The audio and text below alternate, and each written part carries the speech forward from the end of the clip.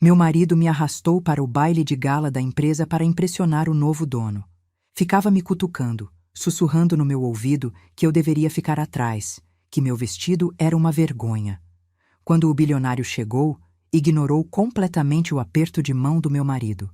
Veio direto até mim, segurou minhas mãos com delicadeza e disse com lágrimas nos olhos: "Estou procurando por você há 30 anos. Eu ainda te amo." Meu marido deixou o copo cair no chão. O barulho do vidro quebrando foi nada comparado ao estrondo que viria a seguir naquela noite, porque aquele homem bilionário não era um estranho qualquer. Era o amor que abandonei 3 décadas atrás para construir uma família. Era o fantasma do meu passado vindo cobrar explicações.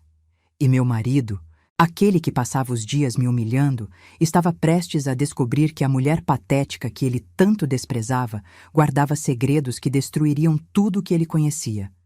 Antes de continuar, quero te convidar a compartilhar de onde você está me ouvindo agora. Deixa nos comentários sua cidade, se está em casa, no trabalho, fazendo faxina ou dirigindo.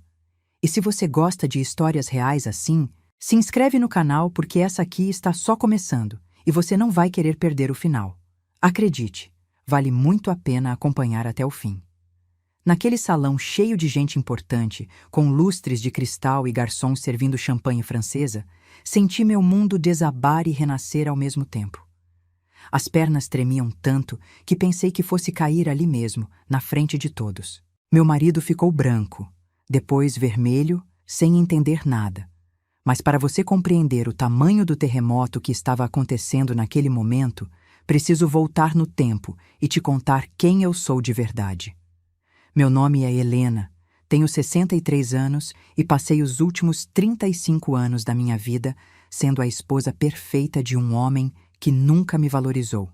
Casei com o Roberto quando tinha 28 anos, achando que estava fazendo a escolha certa, a escolha segura. Ele era gerente de uma empresa de autopeças, tinha um carro bom, uma casa própria começando a pagar. Minha mãe dizia que eu estava ficando velha para casar, que não podia ficar escolhendo muito. Na época, eu tinha acabado de sair de um relacionamento que me partiu o coração. Um relacionamento que ninguém da minha família apoiava. Eu vivi minha juventude inteira em Belo Horizonte, num bairro simples, mas honesto. Meu pai era metalúrgico, minha mãe costurava para fora. Não tínhamos muito, mas também não faltava nada. Estudei em escola pública, fiz curso técnico de contabilidade, comecei a trabalhar cedo num escritório pequeno perto de casa. Foi lá que conheci o Rafael. Ele era estagiário de engenharia, bonito demais, inteligente, cheio de sonhos. A gente se apaixonou daquele jeito que só se apaixona quando se tem 20 e poucos anos e o mundo inteiro pela frente. O Rafael vinha de uma família com um pouco mais de recursos que a minha. O pai dele tinha uma construtora pequena, mas que ia bem. Ele estudava numa universidade particular, coisa rara na época. A gente namorou escondido por meses, porque minha família achava que eu estava sonhando alto demais, que aquele rapaz nunca ia me levar a sério. Quando finalmente assumi o namoro, foi um Deus nos acuda. Minha mãe chorava, dizendo que eu ia acabar largada, grávida e sozinha. Meu pai mal falava comigo, mas eu amava aquele homem com cada pedacinho da minha alma. O Rafael tinha sonhos grandes. Queria fazer mestrado fora do Brasil, trabalhar em projetos internacionais, conhecer o mundo, e eu estava disposta a ir com ele para onde fosse preciso. A gente planejava tudo nos mínimos detalhes. Ele estudava feito louco para conseguir bolsas de estudo, eu economizava cada centavo do meu salário. Eram tempos difíceis no Brasil, final dos anos 80, inflação comendo solta. Mas a gente tinha esperança. Então meu pai sofreu um acidente na fábrica. Foi grave, muito grave. Ele ficou semanas no hospital, passou por 3 cirurgias, perdeu parte do movimento de uma perna. A empresa não quis assumir responsabilidade direito, deu uma indenização mixuruca. Minha mãe entrou em desespero. Éramos eu e mais 2 irmãos mais novos, um com 16 e outro com 14 anos. Da noite para o dia, eu virei o sustento da casa. O Rafael ficou do meu lado durante tudo isso. Mas a pressão foi aumentando. Minha mãe chorava todo dia dizendo que eu precisava casar com alguém que pudesse ajudar a família. Meus irmãos precisavam continuar estudando. Meu pai estava arrasado, se sentindo inútil. E eu, com 27 anos, carregando o peso do mundo nas costas. Foi quando o Roberto apareceu. Ele era cliente do escritório onde eu trabalhava. Começou a me fazer convites, me chamava para jantar, mandava flores. Era insistente, mas respeitoso. E, principalmente, era estável. Ganhava bem. Tinha aquela casa própria. Minha mãe achou que era a salvação da família. Meu pai, da cama do hospital, me pediu que pensasse com a cabeça e não com o coração. O Rafael tinha conseguido a bolsa para estudar na França. Era a chance da vida dele, de realizar tudo que sempre sonhou. Ele me pediu em casamento antes de me contar sobre a bolsa. Mas eu já estava tão esgotada emocionalmente, tão pressionada, que quando ele falou que partiria dali a 3 meses, eu entrei em pânico. Eu não podia ir com ele. Não naquele momento. Minha família estava dependendo de mim. Eu disse não. Disse que ele deveria ir, seguir seus sonhos, que eu não podia abandonar minha família naquele momento tão crítico. Choramos juntos a noite inteira. Ele implorou para eu ir com ele, disse que a gente daria um jeito, que minha família sobreviveria. Mas eu estava cega de medo e responsabilidade. Achei que estava fazendo a coisa certa, a coisa nobre. 2 meses depois, casei com o Roberto. Foi um casamento simples, na igreja do bairro, com um almoço num salão comunitário. Não tive aquele vestido de princesa que toda menina sonha. Não senti aquela alegria transbordando. Mas me convenci de que estava fazendo o melhor para todos. O Roberto ajudou minha família com as dívidas do hospital. Meus irmãos puderam continuar estudando. Meu pai conseguiu fazer fisioterapia. E eu enterrei meu coração junto com meus sonhos. O Rafael partiu para a França 1 semana depois do meu casamento. Não foi na cerimônia, mas me mandou uma carta. Guardo ela até hoje, escondida no fundo de uma caixa de sapatos velha no armário. Ele escreveu que me amaria para sempre, que respeitava minha escolha, mas que nunca esqueceria o que vivemos. Que se algum dia eu precisasse dele, ele estaria lá.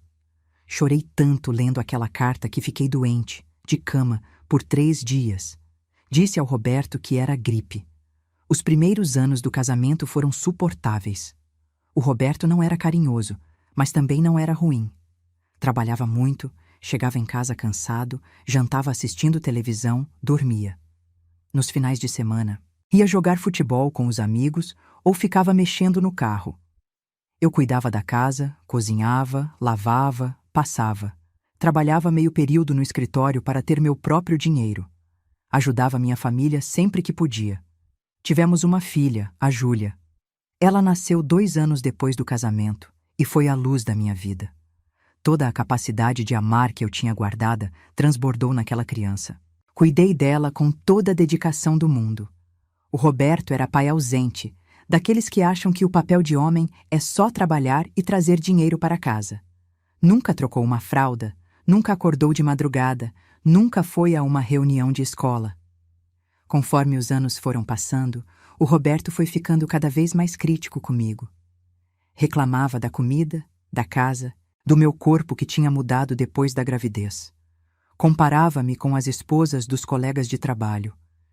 Dizia que eu não me cuidava, que tinha me largado. Mas como me cuidar se eu trabalhava? Cuidava da casa inteira, da filha, e ainda ajudava minha mãe, que tinha ficado viúva. Meu pai faleceu quando a Júlia tinha 5 anos.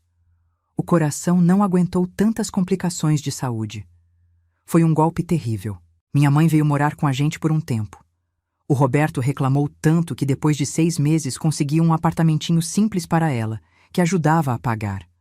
Meus irmãos já estavam criados, trabalhando, mas eu nunca deixei de ser a irmã mais velha que todos procuravam quando precisavam. Eu fui ficando invisível dentro do meu próprio casamento. O Roberto mal olhava para mim. Conversávamos apenas sobre assuntos práticos, contas a pagar, problemas da casa, decisões sobre a Júlia. Ele ia subindo na empresa, ficando cada vez mais metido, mais convencido.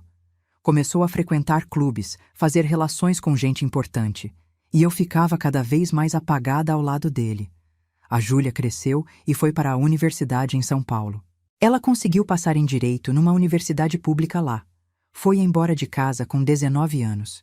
Fiquei feliz por ela, mas devastada pela solidão. Agora eram só eu e o Roberto naquela casa, e percebi que não tínhamos absolutamente nada em comum. Éramos dois estranhos dividindo um teto. Foi nessa época, quando eu estava com 50 e poucos anos, que comecei a me questionar sobre as escolhas que tinha feito na vida. Olhava no espelho e via uma mulher cansada, apagada, sem brilho nos olhos. Tinha dedicado décadas inteiras cuidando de todo mundo menos de mim mesma. E para quê? Para ter um marido que me tratava como empregada e uma filha que só ligava quando precisava de dinheiro? O Roberto foi promovido a diretor regional da empresa. Foi uma promoção grande, daquelas que vêm com carro importado, aumento gordo de salário, acesso a círculos sociais mais altos. Achei que talvez aquilo trouxesse alguma felicidade para ele, que ele ficasse menos amargo. Mas foi o contrário. Ele ficou pior. Começou a me criticar ainda mais. Dizia que eu o envergonhava na frente dos novos colegas dele, que eu precisava emagrecer, fazer as unhas, tingir os cabelos brancos, me vestir melhor. Comprava roupas para mim sem perguntar o que eu gostava, só para eu me vestir do jeito que ele achava adequado para a nova posição social dele. Eu virei um acessório que precisava estar apresentável. Os anos foram passando e eu fui me anulando cada vez mais. Larguei meu trabalho no escritório porque o Roberto disse que não precisava mais, que era vergonhoso a esposa de um diretor ficar trabalhando em escritório de contabilidade. Fiquei em casa cuidando de um espaço enorme e vazio, cozinhando para um homem que mal comia em casa, esperando ligações de uma filha que estava ocupada demais com a própria vida. Tinha uma amiga, a Teresa, que morava no mesmo condomínio. Ela me via definhar e sempre tentava me animar. Me chamava para caminhar, para tomar café, para fazer alguma atividade. Foi a Teresa quem me inscreveu escondida num curso de pintura no clube. Eu nem sabia que gostava de pintar até começar aquelas aulas. Foi a primeira coisa que fiz só para mim em décadas. O Roberto descobriu e fez um escândalo. Disse que eu estava perdendo tempo com bobagem, que aquilo era coisa de gente desocupada. Mas eu não desisti. Foi minha pequena rebeldia. 2 vezes por semana, por 2 horas, eu era Helena, não a esposa do Roberto, não a mãe da Júlia, não a filha ou irmã ou amiga de ninguém. Só Helena. Foi justamente num desses dias de aula de pintura que o Roberto me ligou desesperado. Avisaram na empresa que ia ter um baile de gala, daqueles eventos enormes, porque a empresa tinha sido comprada por um grupo internacional. O novo dono viria ao Brasil conhecer as operações e teria essa festa de apresentação. Todos os diretores eram obrigados a ir com as esposas. O Roberto estava num estado de nervosismo que eu nunca tinha visto. Aquele evento era crucial para a carreira dele. O novo dono estaria lá, avaliando tudo e todos. Ele precisava causar boa impressão. Precisava se destacar. E eu, claro, não poderia envergonhá-lo. Nas semanas que antecederam o baile, ele me arrastou para salão de beleza, personal stylist, nutricionista. Queria me transformar em algo que eu não era. Comprou um vestido para mim, um modelo social clássico, azul marinho, sem graça nenhuma. Quando sugeri algo diferente, mais colorido, ele foi claro. Você não está indo lá para aparecer, está indo para não me envergonhar. Aceitei tudo calada. Era o que eu tinha aprendido a fazer melhor durante todos aqueles anos. Aceitar, calar, obedecer. Tinha me tornado expert em engolir minha própria vontade, minha própria voz. Mas algo dentro de mim começou a incomodar. Uma pontinha de revolta que eu não conseguia mais ignorar completamente. A Teresa percebeu meu estado. Na véspera do baile, ela apareceu na minha casa com uma sacola. Dentro tinha um vestido vermelho lindo, elegante, mas com personalidade. Ela disse que tinha comprado para ela, mas não tinha servido, que queria que eu experimentasse. Quando vesti aquele vestido, me vi no espelho e pela primeira vez em anos reconheci um lampejo da Helena que eu tinha sido um dia. A Helena que tinha sonhos, que amava com intensidade, que tinha luz própria. Fiquei em dúvida sobre qual vestido usar. O azul marinho sem graça que o Roberto escolheu ou o vermelho que me fazia sentir viva. Passei a noite inteira pensando nisso. Era só um vestido, eu sei. Mas era também uma escolha entre continuar invisível ou me permitir existir, nem que fosse por uma noite. No dia do baile, me arrumei com cuidado. Fiz o cabelo, a maquiagem, as unhas. Quando chegou a hora de escolher o vestido, peguei o azul marinho, olhei para ele por um longo minuto. Depois, olhei para o vermelho. Meu coração batia forte. Vesti o vermelho. Quando desci e o Roberto me viu, o rosto dele ficou roxo de raiva. Ele disse exatamente estas palavras: "Você enlouqueceu? Vai tirar isso agora. Parece uma árvore de Natal. Você quer me humilhar?" Mas alguma coisa em mim tinha acordado.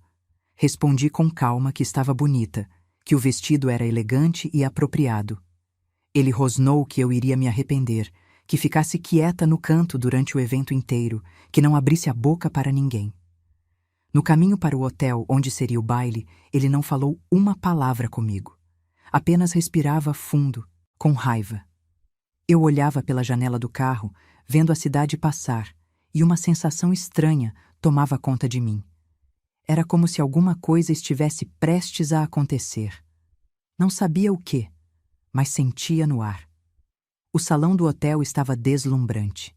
Decoração impecável, flores por toda parte, mesas elegantemente arrumadas. Tinha mais de 200 pessoas, todos os diretores da empresa de vários estados, executivos, convidados importantes. O Roberto me levou até uma mesa no canto, me deixou lá e saiu para circular, fazer contatos, bajular os superiores. Fiquei sentada sozinha por mais de 1 hora. Algumas esposas vieram falar comigo, conversas vazias sobre nada. Eu sorria, respondia automaticamente, mas minha mente estava longe. Olhava para todas aquelas pessoas, para aquele luxo todo, e me perguntava o que eu estava fazendo ali. Não pertencia àquele lugar.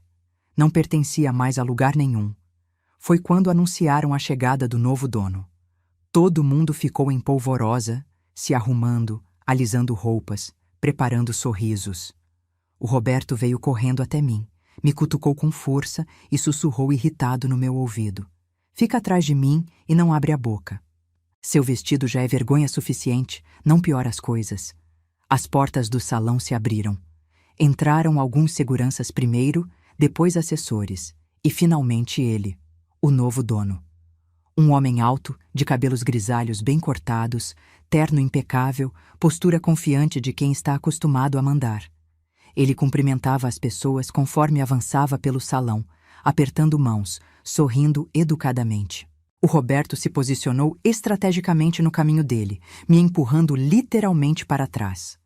Quando o homem se aproximou, o Roberto estendeu a mão com um sorriso enorme e falso, começando a se apresentar. Mas o homem nem olhou para ele. Seus olhos varreram o ambiente até que pararam. Em mim. Eu tinha ficado alguns passos atrás do Roberto, conforme ele ordenou. Mas mesmo de longe, mesmo depois de 30 anos, eu reconheceria aqueles olhos em qualquer lugar do mundo. Era o Rafael. Meu coração parou. Simplesmente parou. Não conseguia respirar. Não conseguia processar o que estava acontecendo. O Rafael. Ali. Depois de 3 décadas. Não como o garoto estagiário cheio de sonhos que eu conheci, mas como um homem bem-sucedido, poderoso, dono da empresa onde meu marido trabalhava. Ele deixou o Roberto com a mão estendida no ar e caminhou direto até mim. Cada passo que ele dava parecia durar uma eternidade. Eu estava congelada, incapaz de me mover. Quando chegou na minha frente, ele segurou minhas mãos com delicadeza. Suas mãos tremiam. Ou eram as minhas, ou de ambos. Os olhos dele estavam cheios de lágrimas quando ele falou, baixinho, só para eu ouvir: "Helena, estou procurando por você há 30 anos. Eu ainda te amo." Foi nesse momento que o Roberto deixou o copo de uísque cair. O som do vidro se estilhaçando no chão cortou o silêncio que tinha se formado ao nosso redor. Todas as pessoas próximas estavam olhando. O salão inteiro parecia ter congelado naquela cena. O Roberto estava pálido, Depois ficou vermelho, as veias do pescoço saltadas. Ele não entendia nada do que estava acontecendo. Como sua esposa invisível, aquela que ele humilhava diariamente, conhecia o novo dono bilionário da empresa. E mais importante, como aquele homem poderoso estava olhando para ela daquele jeito, segurando suas mãos, declarando amor eterno na frente de todo mundo. Eu abri a boca, mas nenhum som saiu. Rafael apertou minhas mãos com cuidado e disse: "Agora mais alto para que as pessoas ao redor ouvissem. Podemos conversar em particular?" Só consegui acenar com a cabeça. Ele me conduziu para fora do salão, para um terraço privativo do hotel. Atrás de nós, eu podia sentir os olhares de todos, especialmente o olhar atônito do Roberto. Antes de sairmos do salão, Rafael virou para um dos assessores dele e disse: "Garanta que ninguém nos interrompa." O assessor acenou e ficou na porta. No terraço, sob o céu estrelado de São Paulo, ficamos em silêncio por alguns segundos que pareceram horas. Rafael ainda segurava minhas mãos. Eu finalmente consegui falar, minha voz saindo trêmula. "Rafael, eu não entendo. O que você está fazendo aqui? Como você me encontrou?" Ele sorriu, aquele sorriso que eu conhecia tão bem, mas agora com linhas de experiência marcadas no rosto. "Eu nunca parei de te procurar, Helena. Nunca. Quando voltei da França faz 15 anos, tentei te encontrar. Fui até sua antiga casa, conversei com vizinhos. Descobri que você tinha casado, que sua família tinha se mudado. Gastei anos, recursos, contratei pessoas para te rastrearem. Mas você tinha sumido completamente. Eu estava em choque. Ele tinha me procurado. Durante todos aqueles anos, enquanto eu definhava num casamento morto, ele me procurava. Mas por quê? Perguntei. Por que gastar tanto tempo, tanto esforço? Porque você foi o amor da minha vida, Helena. Porque não passou um único dia em todos esses 30 anos que eu não pensei em você. Porque construí tudo o que construí, achando que um dia te encontraria e poderia te dar o mundo que prometi quando éramos jovens. Comecei a chorar. Décadas de emoções reprimidas jorraram para fora. Eu me casei, Rafael. Tenho uma filha. Tenho uma vida. Mesmo que seja uma vida que eu odeio. Você não pode simplesmente aparecer depois de 30 anos e virar tudo de cabeça para baixo. Ele soltou minhas mãos e passou os dedos pelos cabelos, um gesto nervoso que eu me lembrava tão bem. Eu sei. Desculpa parecer assim. Mas quando finalmente te encontrei, há 3 meses, e descobri que você era casada com um diretor da empresa que eu estava comprando, eu não consegui ficar longe. Precisava te ver. Precisava saber se você era feliz. Como você me encontrou? Perguntei. Ele explicou que tinha comprado várias empresas no Brasil nos últimos anos. Parte de sua estratégia de expansão, mas também parte de sua busca por mim. Ele sabia que eu tinha casado com alguém que trabalhava em alguma empresa, mas não sabia qual. Quando começou a revisar os arquivos de funcionários da empresa de autopeças, viu o nome do Roberto Silva, casado com Helena Silva. Pediu para investigarem. Conseguiram uma foto minha de um evento antigo da empresa. Era eu. Quando ele teve certeza, planejou aquele baile de gala. Não era procedimento padrão dele comparecer pessoalmente a eventos de empresas menores que comprava. Mas ele foi. Por mim. Tudo isso é loucura, Rafael, eu disse limpando as lágrimas. Você construiu um império. Você é bilionário. Pode ter qualquer mulher que quiser. Por que ainda pensa numa história de 30 anos atrás? Ele se aproximou, levantou meu rosto delicadamente pelo queixo. Porque não foi só uma história, Helena. Foi a história. Casei 2 vezes depois de você. 2 divórcios. Porque nenhuma delas era você. Tive sucesso em tudo que tentei na vida profissional, mas nunca consegui ter sucesso em te esquecer. Meu coração estava disparado. Aquilo tudo era irreal. Parecia cena de filme ruim. Mas era real. Estava acontecendo comigo. Eu preciso voltar lá, falei. Meu marido deve estar enlouquecendo. Rafael deu um sorriso amargo. Aquele homem que te tratava como lixo? Que te empurrava para trás como se você fosse uma vergonha? Ele viu, Helena. Eu vi como ele te trata. Você não entende, tentei explicar. Eu tenho uma vida. Não posso simplesmente. Você é feliz? Ele me interrompeu. Olha nos meus olhos e me diz que você é feliz com aquele homem e eu nunca mais apareço na sua frente. Prometo.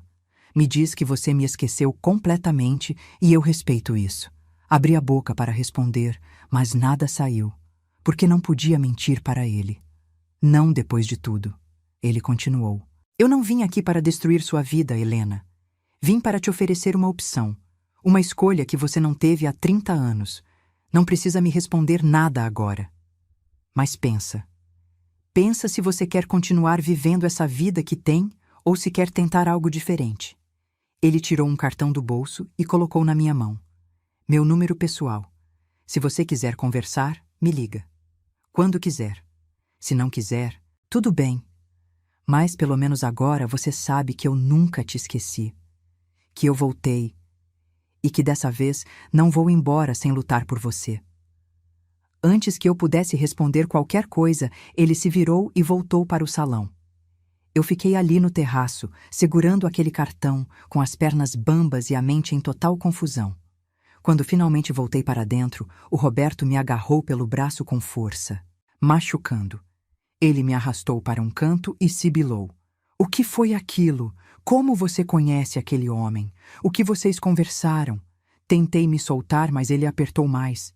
Eu estava tonta demais para inventar alguma mentira elaborada, então falei a verdade.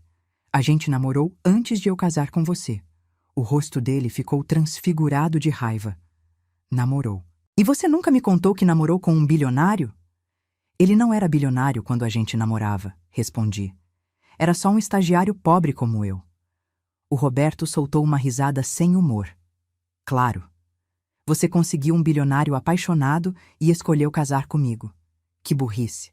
Aquilo me atingiu de um jeito estranho. Não pela crueldade, eu estava acostumada com a crueldade dele. Mas pela verdade nua e crua. Eu tinha escolhido errado. Tinha aberto mão do grande amor da minha vida por senso de dever, por medo, por pressão. E agora pagava o preço. O resto da noite foi um borrão. O Roberto não saiu do meu lado nem por um segundo, com medo que eu falasse com o Rafael novamente. Rafael circulou pelo evento, cumprimentou todos, fez o discurso esperado, mas não olhou na minha direção nenhuma vez. Profissional até o fim. Quando finalmente fomos embora, o Roberto dirigia em silêncio mortal. Chegando em casa, ele explodiu. Gritou comigo por horas. Queria saber tudo sobre meu relacionamento com o Rafael. Cada detalhe. Tinha certeza que eu estava traindo ele, que a gente tinha voltado a se ver antes. Nada do que eu dizia convencia ele do contrário. Passou a noite inteira fazendo cena de ciúmes, coisa que nunca tinha feito antes porque nunca se importou o suficiente comigo para ter ciúmes. Mas não eram ciúmes de amor. Eram ciúmes de propriedade. Eu era dele. E o novo chefe dele tinha demonstrado interesse em mim. Aquilo o deixava louco.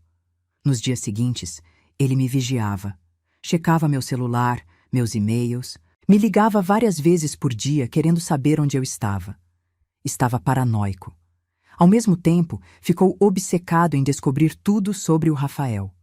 Pesquisava na internet, lia artigos sobre ele, sobre os negócios dele. Descobriu que o Rafael era realmente bilionário. Tinha construído um império de empresas de tecnologia e engenharia, com operações em 12 países. Era respeitado internacionalmente. Solteiro. E agora dono da empresa onde o Roberto trabalhava. Aquilo deixou o Roberto completamente desequilibrado.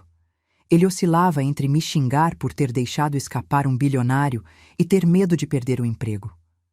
Porque se o Rafael ainda gostava de mim, e eu era maltratada pelo marido, certamente o Rafael poderia me vingar demitindo o Roberto. Eu, por minha vez, estava num turbilhão emocional. Guardava o cartão do Rafael escondido, olhava para ele todos os dias. Queria ligar. Não queria ligar. Tinha medo, tinha esperança. Estava confusa. A Teresa foi a única pessoa com quem conversei sobre tudo.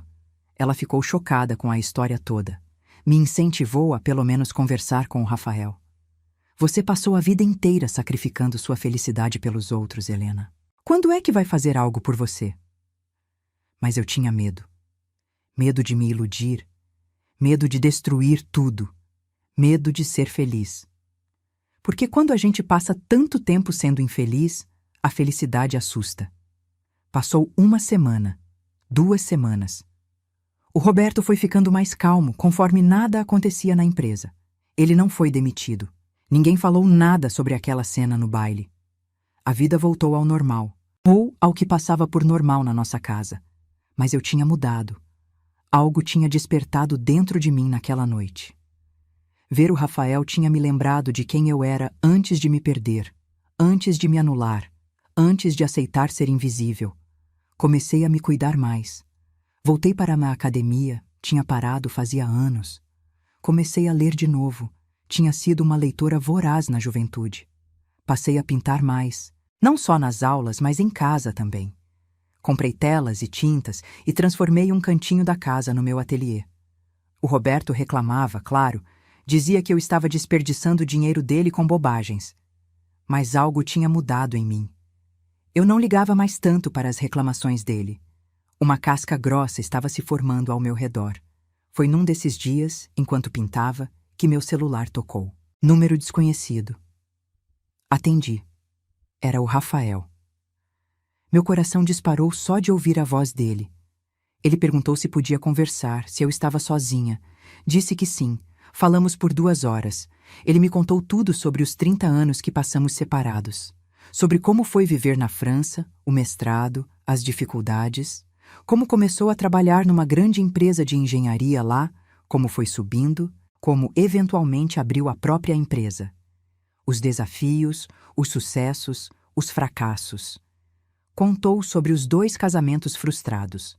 A primeira esposa era francesa, se casaram por conveniência mais do que amor. Durou 5 anos antes que ambos admitissem que não fazia sentido. A segunda foi brasileira, que ele conheceu quando voltou ao Brasil pela primeira vez. Ele achou que talvez encontrar alguém da sua cultura faria diferença. Mas durou apenas 3 anos. Eu não sabia amar elas como amei você, ele confessou. E não era justo com elas. Então preferi ficar sozinho. Eu também contei minha história.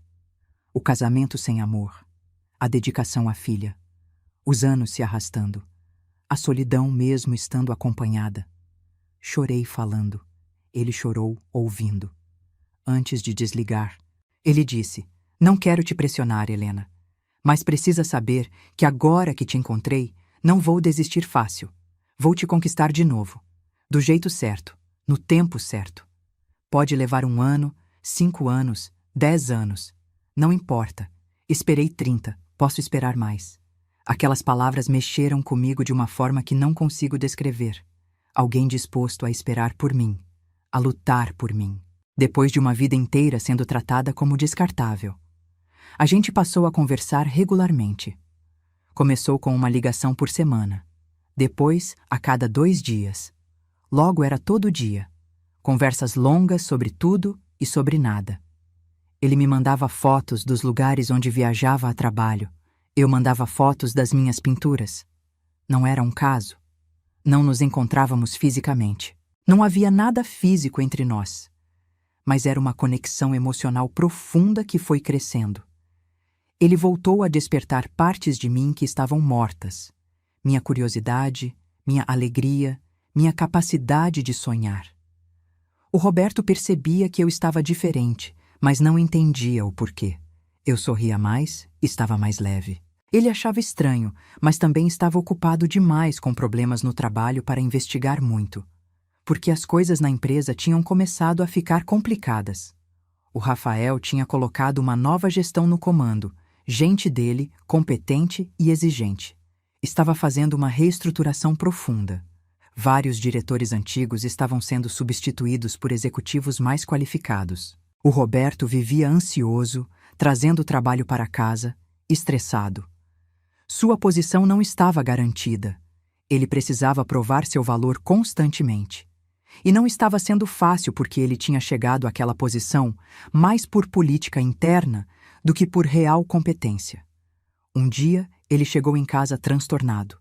Tinham marcado uma reunião dele com o Rafael, pessoalmente, para discutir sua permanência na empresa. Ele estava apavorado. Me pediu, quase implorou, para eu usar minha influência com o Rafael. Fiquei chocada. O homem que tinha passado décadas me humilhando, me diminuindo, agora queria que eu o salvasse. Eu disse que não tinha influência nenhuma com o Rafael, que a gente só tinha namorado muito tempo atrás. Ele não acreditou. Gritou que eu estava mentindo, que claramente o Rafael ainda tinha sentimentos por mim, que eu podia ajudar se quisesse. Me chamou de egoísta, de vingativa.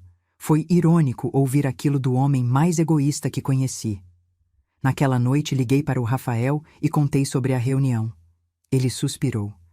Disse que o Roberto realmente não estava correspondendo às expectativas da nova gestão, que provavelmente seria realocado para uma posição menor ou desligado. Eu não vou mentir, uma parte de mim sentiu uma satisfação sombria com aquilo. O homem que me fez sentir pequena a vida inteira ia finalmente entender o que era ser diminuído. Mas ainda assim, perguntei se o Rafael estava fazendo aquilo por minha causa. Ele foi direto. Estou fazendo porque ele é um mau profissional. As avaliações dele são péssimas há anos, só se manteve no cargo por política. Mas não vou negar que saber como ele te trata faz eu ter zero pena dele. A reunião aconteceu numa sexta-feira. O Roberto voltou para casa arrasado. Tinha sido rebaixado. Voltaria a ser gerente com salário bem menor, sem os benefícios todos. Tinha uma semana para aceitar ou pedir demissão. Ele ficou dias sem falar comigo direito, trancado no quarto. Quando finalmente saiu, estava diferente, quebrado. A arrogância tinha ido embora. Ele aceitou a nova posição porque precisava do dinheiro, do plano de saúde. As semanas seguintes foram estranhas. O Roberto era uma sombra do que tinha sido.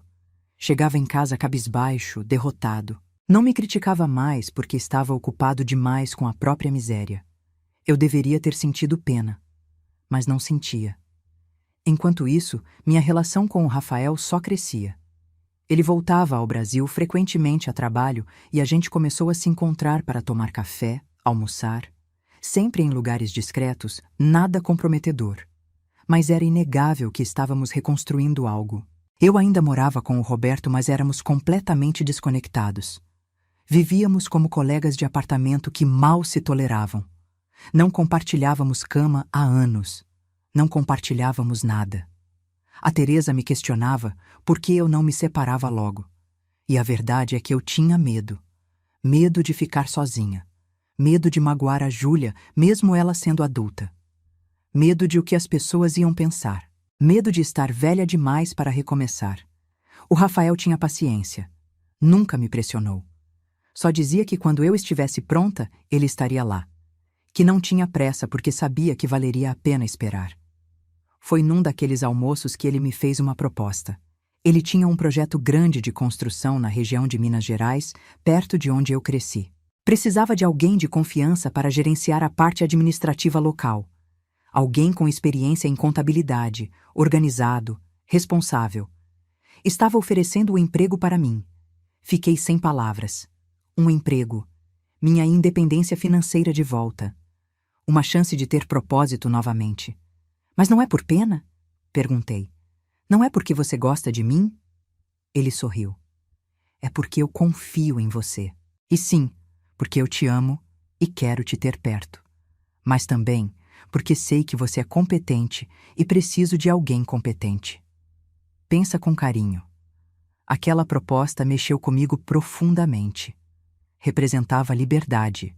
Representava um recomeço. Mas também representava uma decisão. Aceitar o emprego significava escolher um lado. Significava começar a construir uma saída do meu casamento. Passei noites sem dormir pensando. A Júlia veio nos visitar naquele fim de semana. Ela tinha 28 anos, era advogada, namorava sério. Conversamos, só nós duas, e eu testei as águas. Perguntei o que ela acharia se eu me separasse do pai. Ela não pareceu nem um pouco surpresa. Mãe, por que vocês ainda estão juntos? É óbvio que você não é feliz há anos. Eu não sou mais criança. Não precisa ficar casada por minha causa. Aquilo foi libertador de ouvir. Minha filha me dava permissão para ser feliz. Liguei para o Rafael naquela noite e aceitei o emprego. Ele ficou tão feliz que consegui ouvir o sorriso na voz dele. Quando contei para o Roberto que tinha arrumado um emprego e que passaria a semana em Minas, voltando só nos fins de semana, ele mal reagiu. Só resmungou algo sobre eu fazer o que quisesse. Ele estava ocupado demais, afundando na própria amargura. Comecei o trabalho um mês depois. Rafael tinha alugado um apartamento pequeno, mas confortável para mim em Belo Horizonte. Eu ia trabalhar todos os dias no escritório do projeto, gerenciava fornecedores, pagamentos, contratos. Era desafiador. Eu estava enferrujada depois de anos parada, mas era também incrivelmente gratificante. O Rafael passava por lá frequentemente para acompanhar o projeto. A gente trabalhava junto, almoçava junto, conversava por horas e lentamente, naturalmente, fomos nos aproximando de novo. Não era mais só amizade ou nostalgia. Era um amor renascendo, mais maduro agora, temperado por experiência e sofrimento. Foi numa dessas visitas, numa noite depois do expediente, que aconteceu. A gente tinha jantado juntos, conversado sobre o projeto, sobre a vida. Quando ele foi embora, me deu um beijo no rosto, como sempre fazia. Mas dessa vez, eu virei o rosto no último segundo. Nossos lábios se encontraram.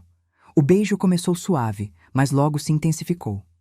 30 anos de saudade transbordando. Quando nos separamos, estávamos ambos sem ar. Eu ainda sou casada, eu disse. Sempre a pessoa responsável mesmo em momentos assim. Eu sei, ele respondeu. E vou esperar você estar livre. Mas precisava saber se você ainda sente o que eu sinto. Sinto, admiti. Sinto tudo. Aquilo mudou nossa dinâmica. Não nos beijamos novamente nas semanas seguintes, mantivemos uma distância respeitosa, mas ambos sabíamos que era questão de tempo. Nos fins de semana em São Paulo eram cada vez mais difíceis. Eu e o Roberto éramos estranhos completos. Ele mal saía do quarto, tinha engordado, se largado, estava claramente deprimido com a queda de status. Uma parte de mim tinha pena dele, mas era uma pena distante, como se sente de um conhecido que está passando por dificuldades. Não era mais meu parceiro. Não sei se um dia realmente foi. Foi a Júlia quem finalmente me deu o empurrão que precisava. Ela veio passar um fim de semana em casa e viu o estado das coisas. Me levou para almoçar fora e foi direta. Mãe, você precisa se separar. Isso aqui não é vida para ninguém. Nem para você, nem para o papai. Mas e se eu estiver cometendo um erro? Perguntei. E se for tarde demais para recomeçar? Ela segurou minha mão. Mãe, você tem 63 anos, não 103. Tem muita vida pela frente ainda. Merece ser feliz. E, sinceramente, o papai também merece ter a chance de encontrar alguém que goste dele. Porque é óbvio que você não gosta mais. Ela tinha razão. Não era justo com nenhum de nós continuar naquela farsa. Naquela noite, conversei com o Roberto. Disse que queria o divórcio. Que não fazia mais sentido continuarmos juntos. Esperava uma explosão, uma cena. Mas ele só olhou para mim com olhos cansados e concordou. Acho que ele também estava exausto da situação. O divórcio foi surpreendentemente simples. Não tínhamos muito para dividir. A casa ainda tinha financiamento. Eu não queria nada dela de qualquer forma. Só peguei minhas coisas pessoais, algumas lembranças, minhas pinturas. O processo levou alguns meses, mas foi tranquilo. Durante esse tempo, eu e o Rafael mantivemos distância física. Ele respeitou que eu precisava fazer aquilo por mim, não por ele. Que precisava me libertar do casamento por mim mesma. Quando finalmente saiu a sentença do divórcio, eu estava no apartamento em Belo Horizonte. Era uma sexta-feira à tarde. Liguei para o Rafael e disse simplesmente: estou livre. Ele chegou no meu apartamento 2 horas depois. Tinha largado tudo e vindo. Quando abri a porta, a gente se olhou por um longo momento. E então, nos abraçamos. Abraçamos como se tentássemos recuperar 30 anos em um único abraço. Passamos aquele fim de semana inteiro juntos. Conversando, rindo, chorando, nos reconhecendo, fazendo amor com a paixão de jovens e a ternura de adultos maduros. Foi mágico de um jeito que eu não sabia que ainda era possível sentir. Na segunda-feira, quando voltei ao trabalho, eu era outra mulher. Leve, feliz, completa. Os meses seguintes foram de ajustes. O Rafael manteve nosso relacionamento discreto porque não queria que parecesse que eu tinha sido favorecida profissionalmente por nosso envolvimento. Eu concordei. Não queria que meu trabalho fosse questionado, mas lentamente, conforme o projeto foi avançando e minha competência ficou evidente para todos, a gente foi ficando mais aberto sobre nossa relação. Primeiro com os mais próximos, depois com a família. A Júlia adorou o Rafael. Ficou feliz em ver a mãe finalmente radiante. Minha mãe, já bem idosa, também se alegrou. Ela confessou que sempre soube que eu não era feliz com o Roberto, mas não sabia como ajudar. O Roberto, por outro lado, afundou ainda mais. Perdeu o emprego alguns meses depois do divórcio. A empresa eliminou várias posições na reestruturação e a dele foi uma delas. Ouvi dizer que ele voltou para a casa dos pais no interior. Uma parte de mim sentia culpa por ele. Mas a Teresa me lembrou que cada um é responsável pela própria vida. O Roberto tinha feito escolhas ruins, tinha tratado pessoas mal, incluindo eu. As consequências eram dele para lidar. 1 ano depois do reencontro no baile de gala, o Rafael me pediu em casamento. Foi num jantar simples, só nós dois, no terraço daquele mesmo hotel onde nos reencontramos. Quando ele se ajoelhou com a caixa do anel, eu nem deixei ele terminar a pergunta. Disse sim. Sim para ele. Sim para nós. Sim para a segunda chance que a vida estava me dando. Casamos numa cerimônia pequena e íntima, só família próxima e amigos queridos. Eu usei um vestido branco simples, mas elegante. Não me importava o que as pessoas iam pensar de uma mulher de 64 anos se casando de branco. Era meu dia, minhas regras. A Júlia foi minha madrinha. Chorou durante toda a cerimônia. Depois me disse que nunca tinha me visto tão feliz, tão viva. O Rafael me levou para a lua de mel na França. Visitamos todos os lugares onde ele viveu durante aqueles anos que passamos separados. Foi emocionante andar pelas mesmas ruas que ele andou, ver os mesmos prédios, entender aquela parte da vida dele que eu não compartilhei.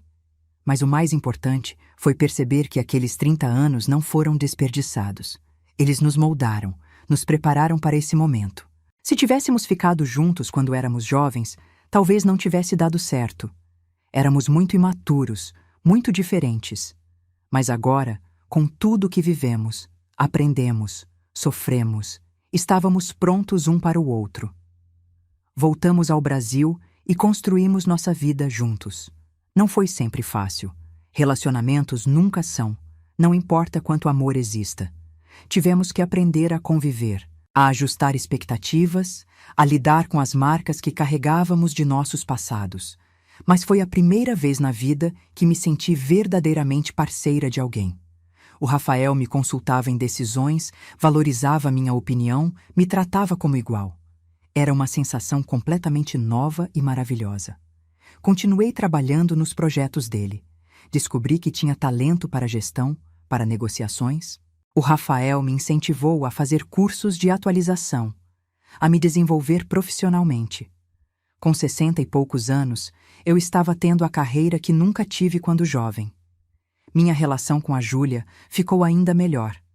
Ela se casou 2 anos depois de mim, numa cerimônia linda. Vendo ela no altar, radiante, fazendo uma escolha por amor e não por obrigação, me encheu de alegria. Eu tinha quebrado o ciclo. Minha filha não ia repetir meus erros. A vida não ficou perfeita magicamente. Eu ainda tinha dias difíceis, momentos de ansiedade, fantasmas do passado que me assombravam. Terapia me ajudou muito a processar tudo o que vivi, todo o tempo que perdi, toda a dor que carreguei. O Rafael também tinha suas questões. A culpa por ter ido embora há 30 anos, por não ter lutado mais por mim na época. A gente trabalhou essas coisas juntos, apoiando um ao outro. Hoje, 5 anos depois daquele baile de gala que mudou tudo, estou sentada no terraço da nossa casa, em Belo Horizonte, olhando o pôr do sol e refletindo sobre essa jornada incrível. Tenho 68 anos. Sou casada com o amor da minha vida. Tenho uma carreira que me realiza. Uma filha maravilhosa que me deu 2 netos que são a alegria dos meus dias. Amizades verdadeiras. Saúde. Paz. Não posso recuperar os 30 anos que perdi. Não posso voltar atrás e fazer escolhas diferentes, mas posso viver plenamente cada dia que me resta. E é exatamente isso que faço. Aprendi que nunca é tarde para recomeçar, que você não precisa aceitar uma vida que te faz infeliz só porque já investiu muito tempo nela, que amor verdadeiro espera, que você merece ser tratada com respeito e dignidade, que sua felicidade importa. Se eu pudesse voltar no tempo e falar com aquela Helena de 28 anos que estava prestes a fazer a maior escolha da vida dela, eu diria: confia em você. Confia no amor. Não deixe o medo decidir por você, porque o arrependimento dói muito mais que o risco. Mas também diria que mesmo quando você erra, mesmo quando perde anos, mesmo quando acha que é tarde demais, a vida pode te surpreender, pode te dar uma segunda chance. E quando ela vier, você precisa ter coragem de agarrar. O Rafael está me chamando para jantar. Ele cozinhou hoje. É nossa tradição de sexta-feira. Daqui a pouco vamos assistir um filme abraçados no sofá, como dois adolescentes apaixonados, só que com cabelos grisalhos e algumas rugas a mais. E sabe de uma coisa? Não trocaria esse momento por nada. Nem pela juventude perdida, nem pelos anos roubados, nem por uma máquina do tempo. Porque essa felicidade, essa paz, essa completude, só é possível porque percorri o caminho todo, até aqui. E você que está me ouvindo agora, que talvez esteja num casamento infeliz, num relacionamento que te diminui, numa vida que não te pertence, eu te pergunto: o que você está esperando? Que sinal você precisa receber para finalmente escolher sua própria felicidade? A vida é curta demais para viver a versão de você que os outros querem. Para aceitar migalhas quando merece um banquete. Para se esconder quando nasceu para brilhar. Então brilha. Escolhe você. Escolhe o amor. Escolhe a vida que te faz acordar com vontade de viver cada dia. E me conta nos comentários, o que você faria no meu lugar? Você teria coragem de aceitar uma segunda chance com um amor do passado? Você conseguiria recomeçar com 60 e poucos anos. Estou curiosa para saber sua opinião. E se essa história te tocou de alguma forma, compartilha com alguém que precise ouvir isso hoje. Nunca sabemos quem está precisando de um empurrãozinho para mudar a própria vida. Um beijo grande e até a próxima história.